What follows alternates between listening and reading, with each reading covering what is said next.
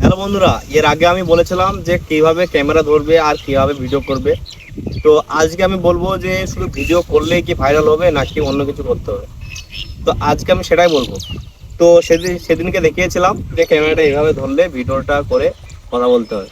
তো আজকে আমি বলবো যে কিভাবে ভিডিওটা ভাইরাল হওয়ার চান্স থাকে। শুধু কি ভিডিও করলেই কি ভাইরাল হয়ে যাবে নাকি ভিডিওটা এডিট করা লাগবে নাকি অন্য কিছু করতে হবে, আজ এই ভিডিওতে সেটাই বলবো।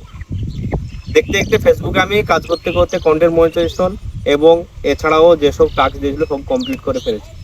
কালকে আমি আমার যে সমস্ত ব্যাংকের ডিটেলস দরকার ছিল সবগুলো দিয়েছিলাম। তো আজকে আমি তোমাদেরকে সেটাই বলবো। শুধু ভিডিও করলে যে ভিডিওটা ভাইরাল হবে তা না, ভিডিওটাকে এডিট করা লাগবে, ভালো হ্যাশট্যাগ দিতে হবে, টাইটেল দিতে হবে, তবে তোমার ভিডিওটা ভাইরাল হবে। আর যেসব গুজব ছড়াচ্ছে যে আমার ভিডিওতে এসে লাইক কমেন্ট করে যাও তাহলে আমার ভিডিওটা ভাইরাল হয়ে যাবে, তোমারটা ফলোয়ার্স বাড়বে, এসব গুজবে কান না দিয়ে নিজের কন্টেন্ট নিজে বানাও এবং নিজে এগিয়ে যাও। ভালো থাকবেন, সুস্থ থাকবেন।